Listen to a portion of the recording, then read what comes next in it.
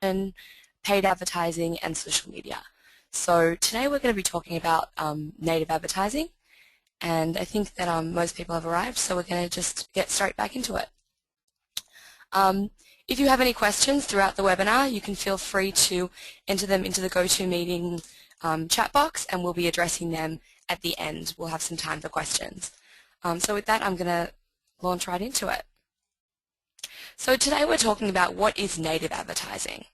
Native advertising is a very commonly talked about term in the industry right now, and there's sort of two ways about it. Is it the next big thing? Is it something that everybody should be paying attention to? The same as we were talking about social media a few years back, and the last year or so we've been talking a lot about mobile, and now everybody's talking about native, and the real question is it something that's just overhyped? Is it just a buzzword?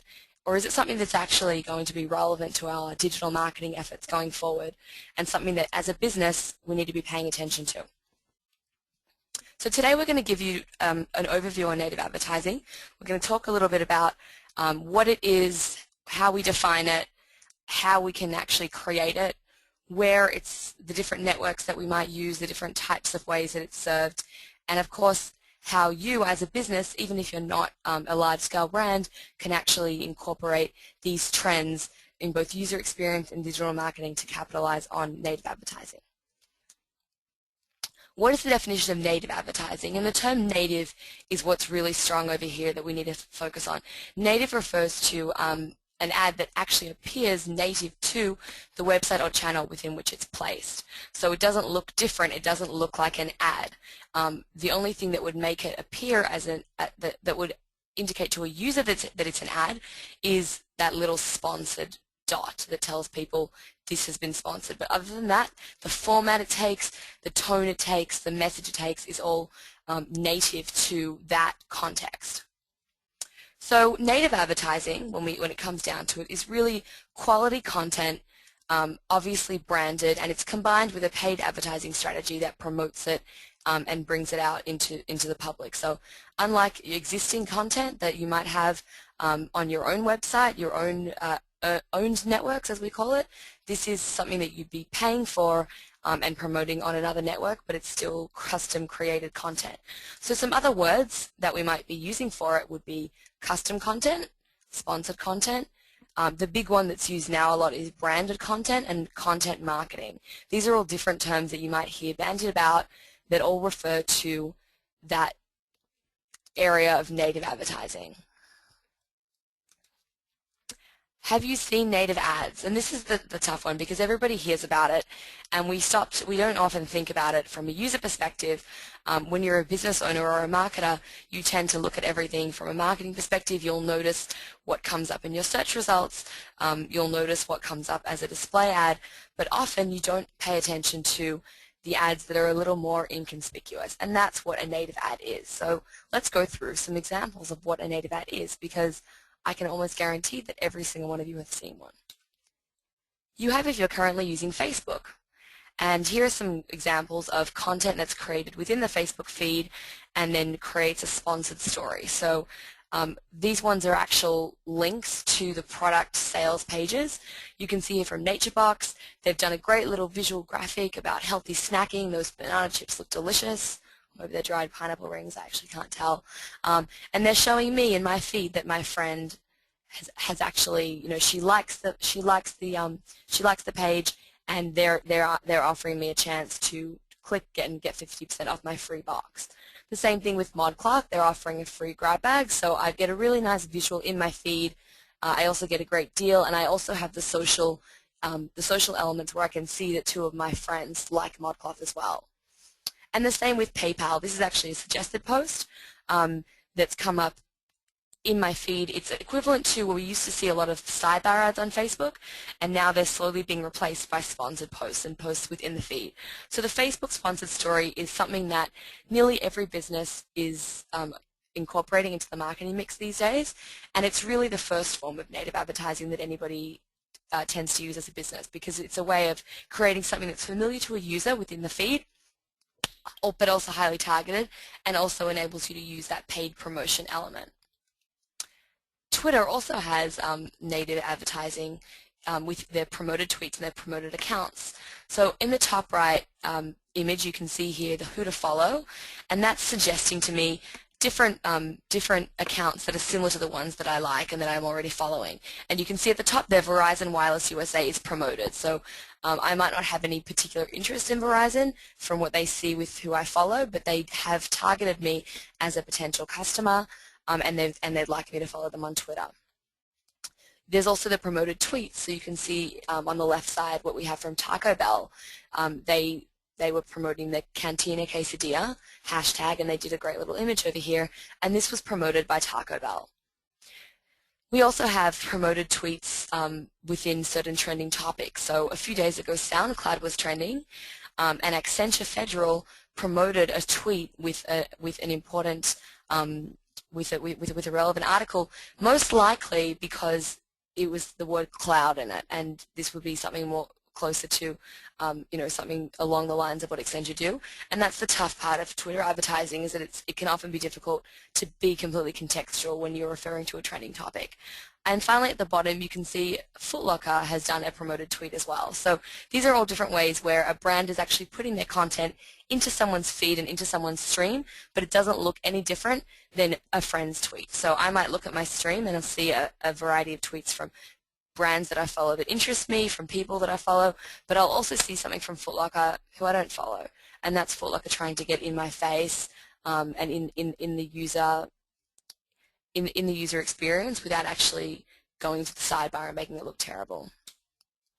Sponsored listings are another form of native ad, and this is a really useful one for a lot of small to medium businesses who are looking for ways to get noticed without actually having to create additional content. And Yelp sponsored listings, and as well as that, what I've shown here on the right is from Foursquare, and Foursquare have only just started rolling this out where you can actually promote your business to people who are relevant. So you've been to other 7-Eleven locations, so there's a 7-Eleven nearby that was recommending that I go there, and they've even got a little deal for me. So these are ways where a user's already browsing this type of content, and it's just another method with which they can find something that's relevant to them, but also you can pay to get your brand ahead of it. And of course the content is quality, and it's not any different than what they're already seeing. They're already seeing a Yelp listing, but now they're seeing the sponsored one. And the most important thing is that it indicates that it's sponsored. So you can see on Yelp, it's a little bit different color background yellow. And with Foursquare, it's got that promoted yellow little mark. There's a lot of other websites that are beginning to use sponsored listings, and it's something that I would urge you to, if you're a client here at Blue Fountain Media, to discuss with your marketing manager or your account director the different opportunities that exist within your own industry to pay for some promoted listings, because they can be very beneficial. And finally, here's another really fun one, and that's Spotify playlists. This isn't, I'm not giving you a definitive list of the different channels, but Spotify have done an incredible job recently adding in branded apps. And I've listed a couple of them. Coca-Cola has what's called place lists. Reebok has a fit list. McDonald's have powered an app that enables you to see the tracks your friends are listening to. And they all employ a social layer with Facebook, as well as the music layer of Spotify. And they really give a completely interactive and engaging user experience that connects the users to the brand. I like what Reebok have done a lot, because they're actually also connecting it to the brand and the brand's value proposition, which is obviously running shoes, and that's why a playlist for workouts is so integral.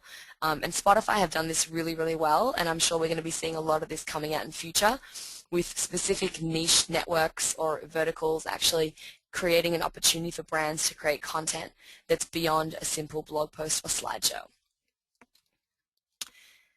Which brings me to the next area where native advertising is really taking off, and that's the content sites. Right now, news sites such as Forbes and The Atlantic, they all enable opportunities for brands to create what we call branded sponsored content.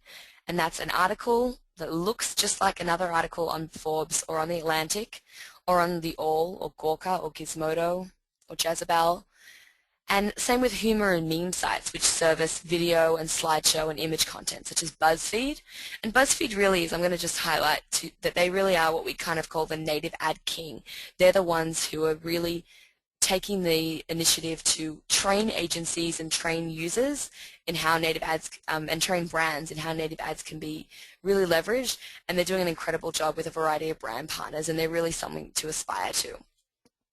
The Cheeseburger Network and Crack.com, which is managed by Demand Media, they're all different websites that currently enable brands to pay to seed content onto the site. What's key though is that this isn't just an ad, this is content that's just as engaging and just as shareable as anything else on those sites. So let's look at some examples. Sorry, I'm just going to actually talk a little bit more about what the content is. So some of this content might be co-created by the brand and the publisher. It could be sponsored by the brand and created by the publisher, and we've seen that on a lot of blogging sites where sponsored posts have become the norm. And what's important to notice is that although Google's trying to take into account the native ad impact on web spam, and the links may not always be valuable, what is important is that brand equity and that real estate you can get from sponsoring a post on a blog can be really valuable, and it can get some great referral traffic from a link, and it basically operates the same as a display ad would in terms of generating brand awareness, but it's a lot more engaging. It can also be created by the brand but within the publisher's native format, and we're beginning to see the rise in certain sharing networks that enable people to create any content that they like and put that into a publisher's format. And it can also be created and hosted by the brand and shared or disseminated via the paid network, which would be what the Twitter ads, Twitter's sponsored tweets and what Facebook sponsored stories are. They really do, you're creating your own image and you're creating your own blog post, but then you're seeding it via Facebook. What's key is always that the content is quality and well branded. So here are some examples. Sorry, I jumped a little bit ahead on that before. Here's the BuzzFeed homepage, and they really do an incredible job with native ads, and they've got a variety of pricing options. This might not be accessible to every small to medium-sized business in America, but it is a really great way to see some of the best practices that are out there and some of the ways that you can really integrate paid content across the board. So you can see on the top right-hand corner, we've got Frappuccino Presents, the reaction feed. So Starbucks have actually gone in and sponsored an element of the site. Then we've got some articles, and they're featured out on the homepage. AT&T sponsored an article about 10 moments in your morning routine that will change your perspective of time. Visa did a great post about 6 things you need to eat right now. And what's key about these is that they're created by the BuzzFeed ad team, who really operate the same as the BuzzFeed content team. The BuzzFeed editorial team and ad team are almost mutually reflective of each other. They have equivalent people on each side, and the ad team will work with Visa or AT&T to create a content article. And then you'd obviously pay different amounts for the impressions and the clicks that you'd get from being on the homepage and from your article itself. And here's an example from Ben & Jerry's. I love this article. It just came out in the last month or so, and it's a very typical BuzzFeed article. It's 18 foods everyone must try before leaving NYC. We know that BuzzFeed posts tend to be very image heavy. They often use GIFs as well, and they, list heavy as well, and they really get a lot of engagement. They're very into looking at where people's emotions are, trying to get a bit of a Me Too factor. And what happens once you click through to a branded BuzzFeed post, as you can see here, is that it's very clear that it's a Ben & Jerry's BuzzFeed partner post, and on the side you've even got the social signals from Ben & Jerry's. You've got their Facebook like box and their Twitter box. So it's a great way for somebody who's interested in reading this article about food in New York City, not only to learn more about Ben & Jerry's from within the article, but they can straight away say, hey, I'm going to like Ben & Jerry's on Facebook, and suddenly Ben & Jerry's have a new channel in which to convert these people into customers. And they do incorporate the brand into the actual post. So along with having, there's a list of 18 foods, and it goes across, all the typical pizza and burgers and everything and bagels and whatnot. They have food trucks, and they also mention the Ben & Jerry's food truck, and a little link at the bottom to the NYC City churned flavor. So that's just one example from BuzzFeed. Moving into the B2B space, Forbes have done an incredible job with something called Brand Voice, and this works similar to the BuzzFeed brand channels, such as the Purina, AT&T, Visa, all of whom had their own sort of channel on BuzzFeed where you can go and look at all the articles that have been created, you can see the social signals, and you can kind of start sharing all that content. Oracle have done that for a lot of B2B businesses. They've got, sorry, not Oracle, Forbes, apologize for that. So they've got Oracle on board, they've got SAP on board, and in the bottom left corner you can actually see an article that was just written about Katy Perry selling her mansion. It's actually powered by Trulia, who are a real estate website. With the Oracle Voice, it's a featured brand voice. It's an actual content channel. So Oracle creates content in their area of expertise, all about their different, all the new implementations within their industry, you know, the top 10 cloud innovations in federal government. Are you ready for yottabytes and big data? And these are really relevant to Oracle's area of expertise. And it brings people to a variety of writers, a variety of content, and it really gives Oracle a fully branded presence that's also useful and helpful and engaging to a user on Forbes. The Trulia article, that Trulia don't have their own channel on Forbes, but it is just another way that Trulia can get their name out there in an article that would actually interest people. People who are interested in real estate will probably want to read about Katy Perry selling her Hollywood mansion. Another network that's done an incredible job, and they also partner with the BuzzFeed network, they've partnered with Thought Catalog as well, is the All Network. And the All Network, you know, it was founded by some Gawker ex-editors. It's got an excellent following for sort of long-form and high-quality content. And it goes across the All, which is the general site, and then there's also the Hairpin, which is female-focused. We've got the Billfold, which is for financial, and they've actually incorporated some great ad publishing by having sponsored posts, some of which are just a BuzzFeed or a Thought Catalog sort of feed. And what they've also done is created ads that are actually articles that are written by the All editors or the All writers, and it's relevant to an actual All reader, but that's been sponsored by somebody. One of them is the Ultimate NYC Summer Surf Trip, sponsored by Banana Republic. And this is a little band that's placed on the bottom of every single article. It shows everybody click to view, and they can go through and see a full article. And of course, it's supported by Banana Republic. That doesn't mean that Banana Republic has actually colored or shaped what's written. The article was written by the editors in the brand voice, but it's co-created with Banana Republic. And on the top, we've got here one playlist for driving around NYC, and that was sponsored by Buick Encore. And that was a really great way where the All were able to create an article that resonated with their audience, that suited exactly what people would be interested in reading. It was the type of article that the writers would probably pitch anyway, because you know, the readers are very into nostalgia and into looking at different types of music and just looking for good recommendations. And it's also sponsored by Buick Encore, so it suits the brand as well in terms of Buick being a car brand, and it's summer and they're looking for people in urban areas. So they've done a really great job tying all of that together. Another area I wanted to highlight, which is also coming from this ad at the bottom of an All article, is beyond the Ultimate NYC Summer Surf Trip, where a user would actually go into that Banana Republic ad. We've also got the related stories, and this is something that is a very simple way for nearly any publisher or brand to get their content seen and to also make some affiliate advertising dollars on their site if they're publishing content. And that's in the related stories and around the web. The related stories are generally other articles from the website. That can often reduce your bounce rate, so that's something that I'd highly recommend as a digital marketing strategy. And then around the web, and that's articles from other content sites. We can see here we've got Vice, we've got Cafe Mom, and it's recommended by that little face over there means that it's Outbrain. And Outbrain is a content seeding network where you can actually take all of your content on your existing blog or on your existing website and ask for that to be served across similar sites.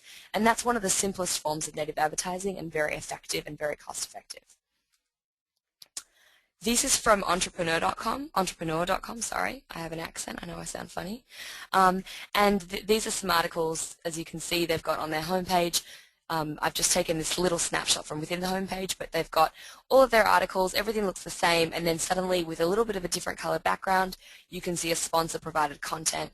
You can also see presented by SAP, who's one of their partners, how a young entrepreneur pivoted a business failure into success. So these were articles that were co-created with Entrepreneur magazine. Some of them were provided by the sponsor, some of them were co-created with the brand and the brand and the publisher, and it's just another way to create an article that would be relevant and interesting to an entrepreneur.com reader, but that's also branded and relevant to what the brand does. GE, they do an incredible job with creating content and telling stories, and they've also done a little article over here, 10 mind-blowing facts about modern-day flight. So it suits the brand of GE and also suits something that a user would be interested in. So really, I mean, we can go on with examples for a while, and if we have time at the end of this, I've got a few slides of examples. So I'll try to move forward as quickly as I can, because honestly the best way to come up with ideas like this is just seeing as many as possible and really trying to come up with something that's interesting and relevant to your brand. Which brings me to the final way of saying what makes an ad native. We know that it's native to the user experience. It looks the same as content on the site. It's non-disruptive, so it's within the stream or the feed. However, what differentiates it from the rest of the feed is that it's paid, and it has to be denoted as such. In some of the examples that we saw, we can see a little bit of a different color background, we can see a big sponsored note, we can see things that let a user know, we know this is a good article, we know that you like to read our site, but we also want to be upfront with you and keep the trust and let you know that we were paid by our sponsor to create this content. That doesn't mean that, you know, we're writing all about how wonderful our sponsor is, you know, without being genuine and honest. That's really key here, but we do want people to know that it's been paid for and that we are partnering with them. You can still trust us as a journalistic source though, and that's key. Next point is it needs to be branded. It has to somehow incorporate the brand, whether it's Visa talking about you know, things that you must do, some sort of life hack, and bringing that back to the fact that Visa is also a life hack in itself, or whether it's something a little bit more fun like Ben & Jerry's telling everybody about New York's iconic food, including food trucks and the Ben & Jerry's truck. And the types of content really varies. We're talking about something from a blog post to an image slideshow, a video, a simple tweet or status update, or a branded image. It could be long-form content. It could be just one GIF. It could be a type of visual meme. The variety is really endless, but what's key is that it's something that people are consuming on the internet that's actual content. It's not just an ad. It's not just a nice billboard image. It's something that's actually interesting and engaging and shareable. So what are the elements of a native ad? Number one, be helpful, be valuable, be interesting. Give them some information that they don't have, that they need. If you can't do that at least, be exciting, be fun, be quirky, be entertaining or crazy. You have to give the reader something exciting and interesting that makes them want to engage with your ad. Think about if they would actually use it, if they would actually share it. So, you know, people don't share on Facebook or on any social network things that interest them. They share the things that make them look good. They share something that people can tell by looking at their interests. You know, this person is someone that I value having in my social networks, let's just say. You know, there's a lot of other research on social users that we can, we can look at. So with this in mind, we want to make sure that we're using really good quality images, that we're fitting in with the brand's tone and overall value proposition. So you want to be sponsoring content that's relevant to your brand or creating your own content in that manner, and be really interesting, engaging, and visual. Finally, we also want to make sure that we integrate it with a full digital campaign. So we want to be integrating that with a landing page so that if a user does click through, they come to a landing page relevant to the content that was created and relevant to the value proposition that we're putting forward in that post. An email campaign to collect those emails and then nurture them through, you know, automated emails, through any sort of pay-per-click campaign, through any sort of remarketing, and a relevant product offering. And that's where some of those Facebook examples that we saw earlier are really great, where it actually shows people not just here is our brand on Facebook, but, you know, get 50% off if you sign up today. Some of those content ads did the same thing. That Ben & Jerry's ad wasn't just saying, here is Ben & Jerry's. It was saying, we have a new flavor called City Churned, and we're releasing that right now in New York City. So it was really focused on trying to achieve something specific with the user. And the most important thing I've bolded is just have to make sure to mark that as sponsored, because that's where you can really create concerns with your readers when it's not denoted clearly enough. So why use native ads? Now that we know what they are and how they can be used, let's think about why it would actually be relevant to use for your business. And the number one answer is user experience. This is a great image that I found where people, imagine if Pinterest had display ads on it. If Pinterest said, we need to monetize, we're going to open up our sidebar and our head and our top bar to display ads. This looks just like some of those sites that we might use, that we kind of click on and run away within minutes because we have 17,000 pop-ups. Losing belly fat, make $50,000 from home, all these wonderful flashing ads that we like to see and that we never click on. We know that banner ads are just losing interest by the day, and that's because we are users and we prize the user experience. We want it to be non-disruptive. We want to look at content that interests us, that's targeted to us. And that's why native ads are key. They're really great at creating that non-disruptive user experience. They focus on branding rather than a conversion. So they really do follow that need that display ads have been traditionally targeting. But we also need to know that display ads are being screened out by the more savvy customers. Billboards, outdoor ads, they're becoming less popular now that we know that users are online and they're engaging online. They're going through their Facebook feed and they're looking at it. They're reading article sites like Forbes and Business Insider, and they're paying attention to the articles they're reading.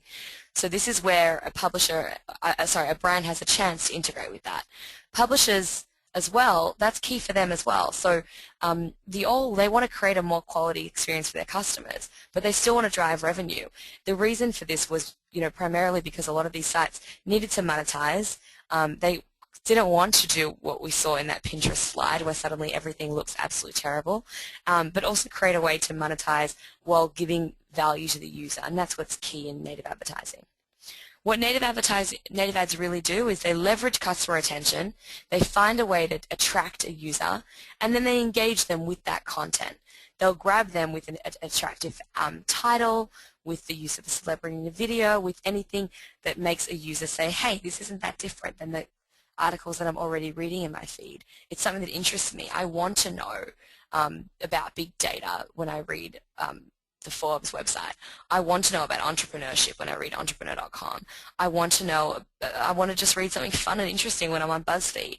So their attention's already there, and now they're being engaged with content that actually uses the brand but brings the user together with them online. And what native ads also do is they really can unite that paid, earned, and owned matrix in a way that's valuable to the user and valuable to the brand. So we know that owned media is the content that's created by the brand and seeded on existing channels. That could be your Facebook page, anything you post on that channel, your Tumblr, your Twitter account, your LinkedIn profile, anything that's owned by the brand itself. Then, of course, you have the paid media, which you use to promote that content. So when you take a blog post and you see that through Outbrain or through Taboola so that it's shown on another site, you're paying for your own content and you're creating a paid ad out of your own media. When you sponsor a Facebook post, the same thing.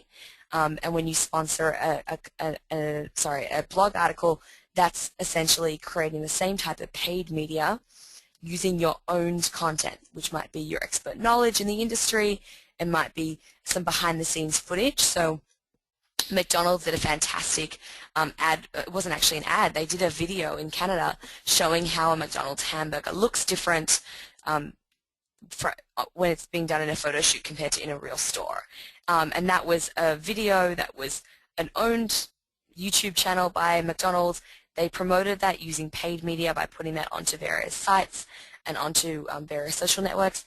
And with that, they generated what's called earned media. They generated user-generated comments, engagement, tweets, articles written about that, and suddenly they had an even wider variety of media to choose from.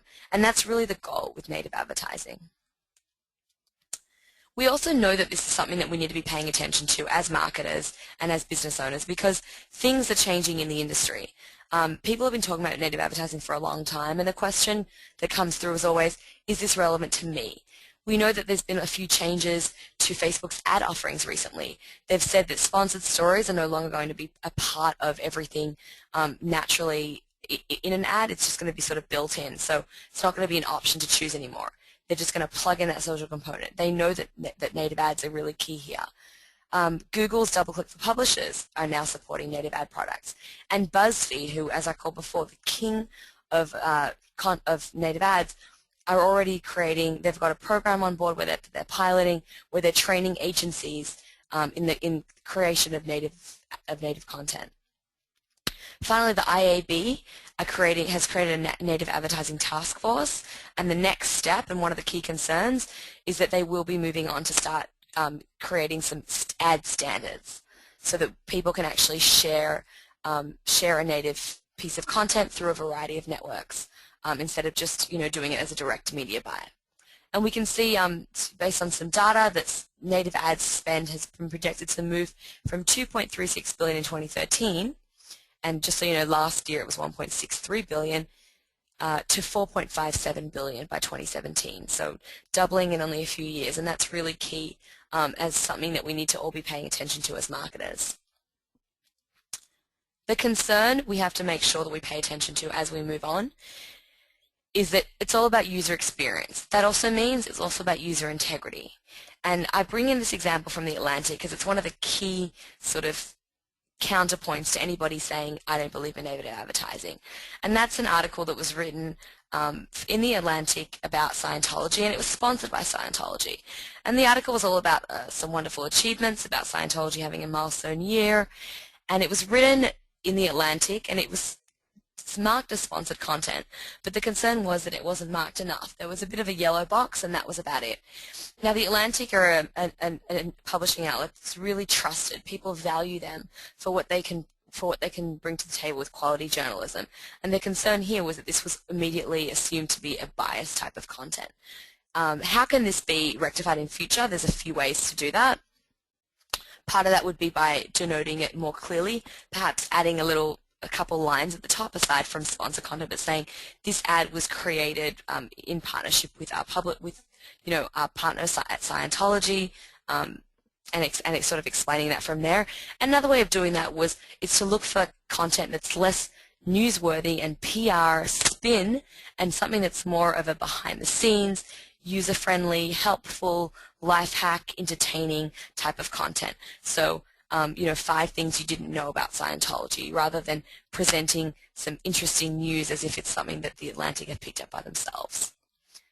Some other concerns, just so that we're all aware, is scalability. So right now, it's not always easy to publish on a variety of platforms, because simply by the term native, we understand that a native ad means it has to look the same as the platform it's being published on. So it's not always easy to sort of create one piece of content and have that seeded through a variety of ways. So managing a large-scale campaign can be quite difficult without dealing through individual networks. There are some networks out there. ShareThrough was a great example. ShareThrough have done some really incredible things with native ads, and they're a platform that can be used to see out video. Nativo does it as well. There's a variety of platforms out there that can help you to an extent, but that's really the key focus for any publishers out there and for any ad service networks out there, is to find a way to make it truly scalable and doable across all types of businesses and accounts. The other thing that's key is timeliness and creativity. And when you're working with a big brand where you have a lot of content creators, maybe you have a lot of people who need to give you approvals higher up, you can sometimes miss out on being timely with a meme.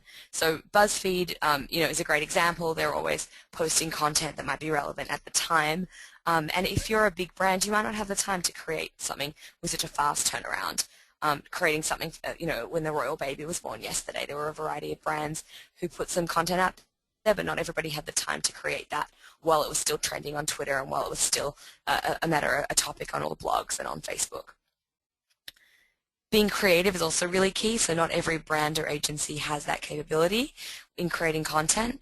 Not every business owner can sit there and start going through looking for quality images and creating some really fun, high quality, interesting content. What a business does have that I really like to encourage with the people that we partner with here at Blue Fountain Media is you have the insights on your business, and you have a bit of more knowledge about your users and your customers. And what you can do really well is finding those interesting things that people don't know about, that they might be interested in reading about in a native ad. So some behind-the-scenes gossip, some information about what really works for your brand, some secret sort of stats. Those are all the really beneficial creative elements that can be used in a native ad. Finally, another area of concern is the risk of oversaturation, which applies with everything as we move on to digital marketing. We never know what's going to happen. A Facebook sponsored story is beginning to be screened out. The click-through rates say that they aren't, but individual users say that they are beginning to screen that out. So it's always something that as marketers we need to pay attention to. And finally, we want to know, will the users actually pay attention to them and will they convert? Are they prepared to put their money where their mouth is? They're seeing the ad, it interests them, it engages them, they might be sharing it, but is somebody who reads a Ben & Jerry's article going to actually go and purchase a Ben & Jerry's ice cream in their afternoon break? It's also very exciting. So here's the answers, or at least some counterpunching to that, which is that we know that native ads are really something that we should be looking at because people aren't always watching TV anymore. They don't look in the phone book when they want to find something. People really are using the internet. We already know this, but they're using the internet more and more. They might not see a billboard, but they will go onto their favorite website and see some articles on there and see the ads that are there. We know that banner ads don't work. People are screening them out more and more. So with that in mind, what is a way that we can attract all those people who are on the internet but not clicking banner ads? What about those people who are on the internet using a mobile device? Those people who might be watching TV, fast-forwarding the ads on their TiVo, but during that time looking on their iPhone or on their Galaxy or on a tablet and looking at other information online. This segment is increasing every day, and we have a great opportunity to attract these users with content that's mobile friendly and that can actually be seen on a mobile device more than a banner ad. And that's exactly where native advertising comes in. Native advertising really does give more value for both the customer and the brand because it's less interruptive to the customer, and for a brand it's more engaging and interactive. So hopefully, when done right, it really is a win-win. How is it implemented? And I know this is probably a question a few of you have. I'm going to try and get through the rest of this really quickly so we have some time for questions. The pricing really does vary, and this is something that if you were interested in working with us, we could talk to your account manager and your marketing manager here at Blue Fountain Media. We could help you with some pricing options. But the BuzzFeed campaigns are quite highly priced. We would start at about 100K, and the ads are sold in story units. So it's really important to just bear this in mind and understand that not every business is capable of putting their money where BuzzFeed and where Visa are doing it, but there are other ways that you can purchase a direct ad buy with specific blogs, or where you can actually use a network such as ShareThrough or a TiVo to buy some display units for your video or your article. Another excellent platform I wanted to recommend is Outbrain or Taboola. These are self-service platforms that are very competitively priced and enable you to share your content with who you might also like. As you can see this example here from Time Magazine, and I showed you an example earlier from The All. Mashable are doing this as well. This is being done by nearly every blog. Just plugs this in. It's a great way to give people something else valuable and show them other content that's relevant. Will this work for my brand? So here's some of the checklists that we can pay attention to. Are you already creating content?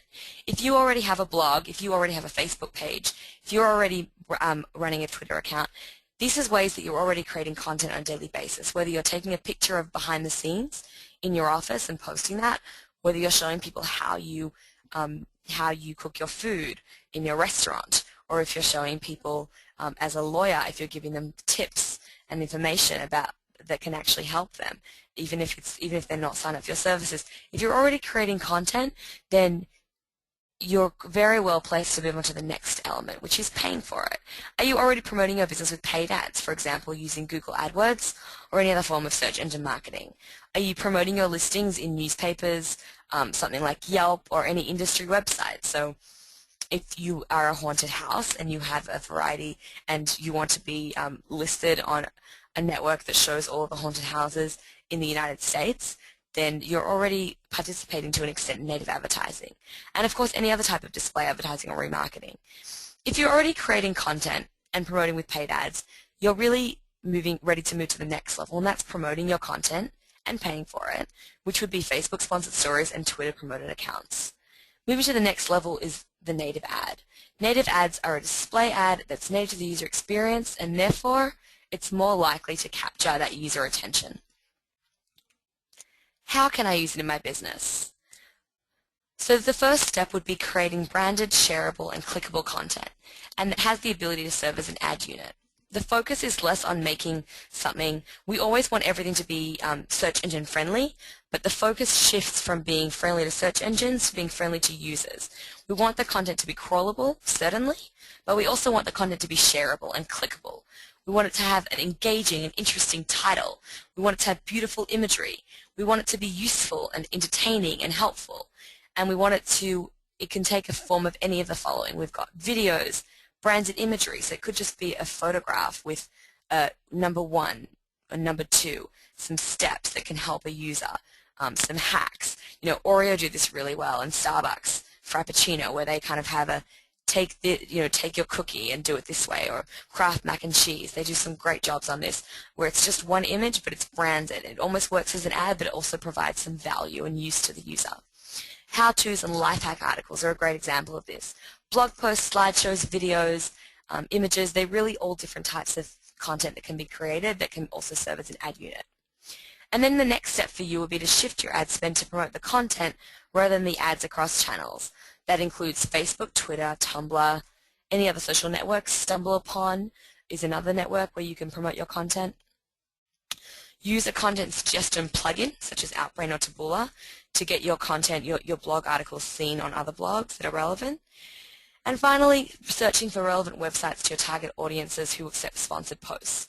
So we've got the All Network, BuzzFeed, and Thought Catalog, but operating on a smaller scale, there are other websites, the Cafe Mom web network, the Pop Sugar network, and even a specific website that may be in the travel industry where you have already highlighted 5 to 10 key blogs that have a great audience where you can actually buy a direct native ad from them. Native advertising is really a fusion of all digital marketing. So we have in the center content marketing. We're creating an own piece that's shareable and clickable. And we're then going to integrate it with the rest of your digital campaign. There's social media. We're going to amplify the piece and garner earned media through this social channels. There's paid advertising by amplifying it through paid networks, whether it's sponsoring on Facebook or Twitter. There's email marketing, which is how we actually collect those leads and nurture them and convert them. And conversion rate optimization, so having that landing page strategy in place so that once you've created a piece of your native ad, you can actually bring users through the funnel, get somebody to click through, come onto your landing page, and work that in tandem with the rest of your digital marketing strategy. So we really see content marketing and native advertising as something that's key, that can work across all areas. It's not something that's different from SEO or different from pay-per-click. It's something that works together with all the other elements of digital marketing. So that brings me to the end. I've still got some bonus slides if we have time with some more examples. But from here on, I'll just be taking any of your questions.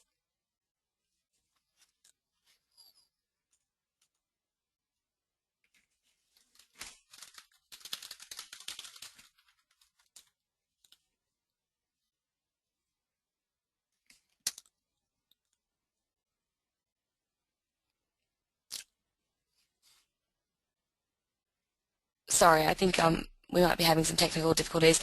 I'll move through to start. I'll go through the bonus slides, and then at that time, we'll hopefully try and get some of those questions answered for you as well. So just taking you through some of the examples, I've got one over here from BuzzFeed as well, and this is a great example of really integrating that brand. So Pillsbury have their own channel on BuzzFeed with 10 food sculptures that are too incredible to eat. So they're really keeping in with that Pillsbury example, but they've also shown something that's really interesting and useful on the internet, something that people love to share, which is food sculptures. This is a sponsored post on the All, which is Madrid the most photogenic city in the world? It was also created by Visit Madrid, but it also incorporates some excellent photography and really interesting content that can interest a user from the actual who actually would be visiting the All. Sorry, I think that the questions have come through, so I'm just going to take them through. Okay, so the first question I have here is, are there any other ad tech companies playing in the native space? There's definitely there's quite a variety of them. I can go through a list. Some of the main ones that you may have heard of, Nativo and ShareThrough I talked about. Some of the actual content networks, BuzzFeed, The All, Cracked, Thought Catalog, Devour, which are a video sharing site. Federated Media are an ad service site that are doing it quite well. Mashable, I believe, have launched their own platform. Forbes have something called AdVoice that I took you through. Then there's some actual ad networks. So there's AdBlade, NativeX, VirURL, it's VirURL, Ads You Like, Ads Native, OneSpot, Empowered. I mean, the list is pretty ongoing, but basically what's key to know about ad tech companies is you're basically working with two types. You've got the closed and you've got the open. So the closed ones might be something like Facebook and Twitter, where the ad has to take a specific type. It's only within Facebook and Twitter. You can take people, you can create a Facebook post, but that's it.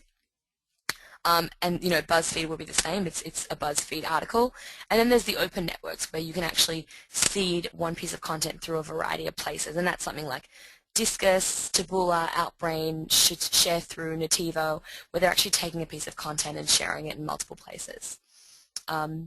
So in terms of cost, it really does vary, and that's where I would recommend you to, if it's something that you're interested in, you can talk to your account director and marketing manager here at Blue Fountain Media, because the cost per click varies really widely.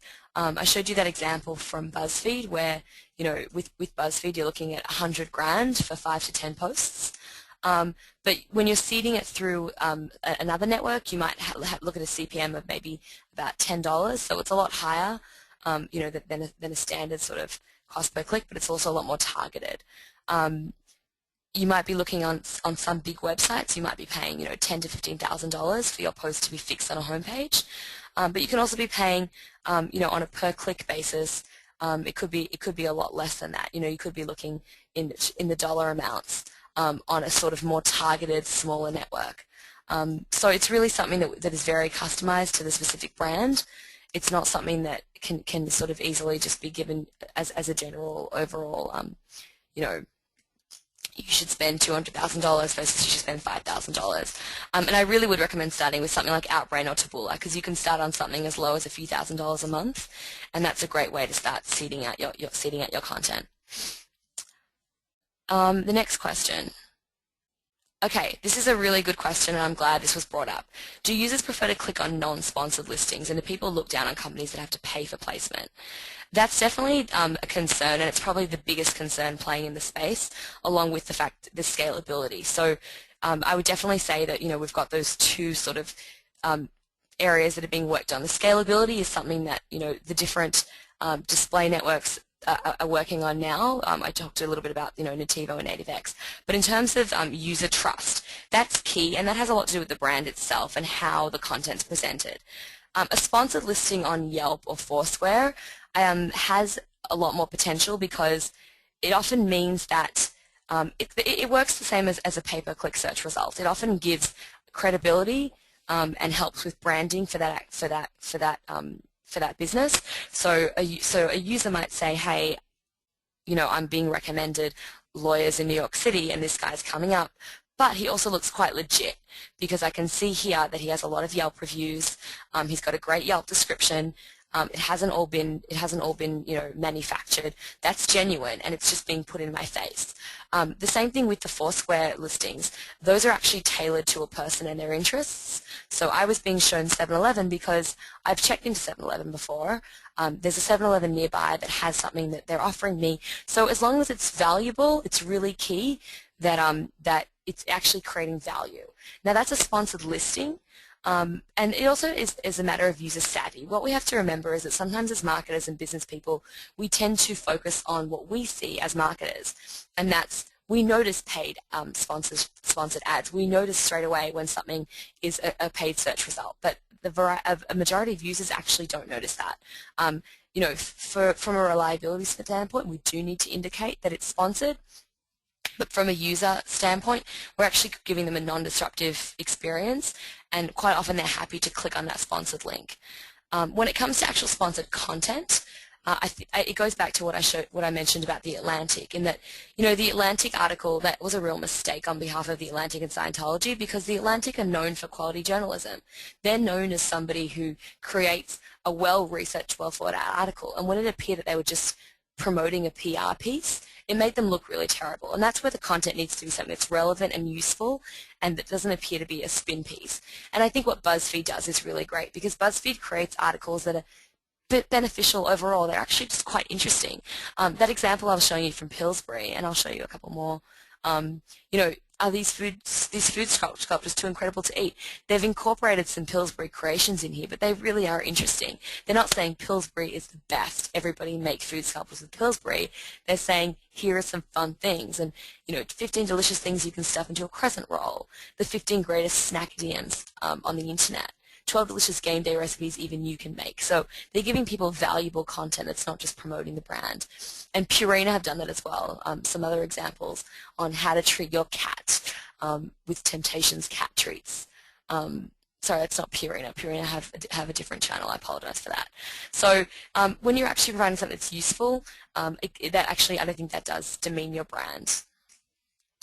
And finally, one of the last questions I have here is, what are the most practical forms of native ads for smaller companies, like a restaurant? And I'd bring that back to sponsored listings and also to promoted content. So if you're a restaurant and you have, you already have a blog where you might be writing some interesting content about, how you make your signature dish, or celebrity chef, some guest sommeliers that you had come into your restaurant. This is content that isn't just interesting to people who already know about your website, who are already visiting, or who know about your restaurant, who are already visiting your blog. But it could be also beneficial to somebody who's reading a cooking or a chef website, and they suddenly want to read about a celebrity chef. And that's where what I showed you before in terms of Disqus, Outbrain, Taboola, they're self-service platforms that enable you to take an article, a slideshow, a video, and actually have that come up on those suggested you might also like buttons. And that's a great way that you could spend as little as $1,000 a month even, and really have your content come up in other people's feeds, and the people that you're getting are automatically more valuable. They may not be somebody who is immediately looking to go to a restaurant. This doesn't work the same way as paid search does. They're not suddenly saying, I want to find a restaurant in New York City, clicking through, making a reservation, and coming to your restaurant. But there's someone with an interest in celebrity chefs. There's someone with an interest in gourmet food and dining. When they're reading a food blog and then they're taken to your website and they get to read about the fantastic dishes you have, they might bookmark that. They might add that to their to-do list of things that they want to check out in the city. And suddenly you have somebody who's already a more invested user because they have those interests. You're getting somebody who's extremely targeted.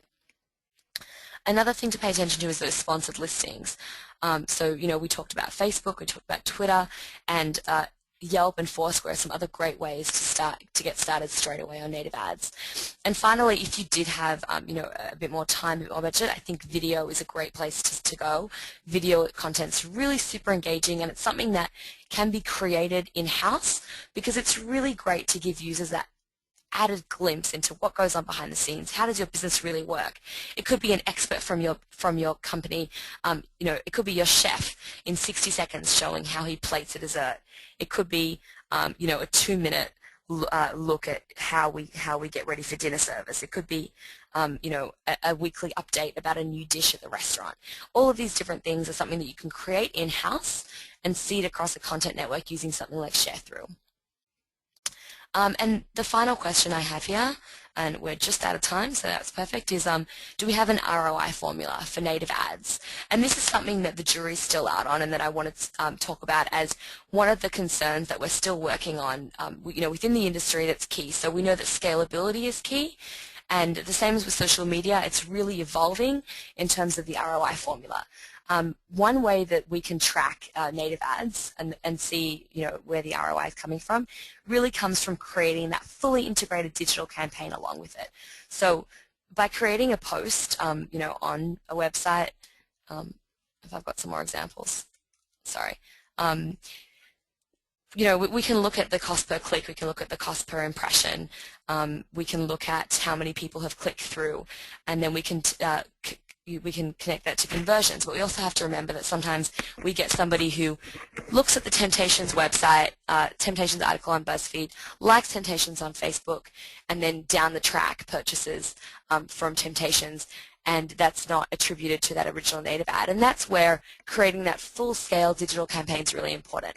It's important to supplement this with a social campaign. It's important to supplement it with paid ads. It's important to supplement it with an important funnel. So collecting email signups, collecting Facebook likes, and then converting them through an ad or an offer or a landing page at a later date, nurturing them with email.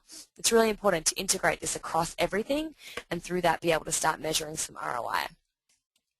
And like I said, what's exciting about this is that it's brand new. It's really something that not every brand is taking advantage of, not every publisher is taking advantage of, and there's some great opportunities here while the industry is still young. So all of this could change in 6 months, all of this could change in 3 months, all of this could change in a year, but it's really great to be at the forefront of something new and exciting and to keep your brand there. So with that in mind, I'd like to say thank you to everybody for participating today, and thanks for those questions. They were really interesting. For more helpful resources, you can check out our blog at the Blue Fountain Media blog, The ROI Factor. It can be found at bluefountainmedia.com/blog. And we also have some great white papers about web design and online marketing. There'll be a blog post about native ads as well coming up soon, so you can keep an eye out for that. We'll have some more examples on there and address a bit more about how you can actually see that for your business. And we invite you to come back and join us next month. We'll be having a webinar about Google AdWords and the long-awaited launch of enhanced AdWords campaigns, and we'll have some tips for adapting to that on Wednesday, August 28th. So on that note, thank you all for joining us today, and I hope this was helpful. If you have any more questions, you can always put them through on Twitter. The hashtag is BFM Webinar, and we'll be answering those as well for the rest of the day today. Thank you.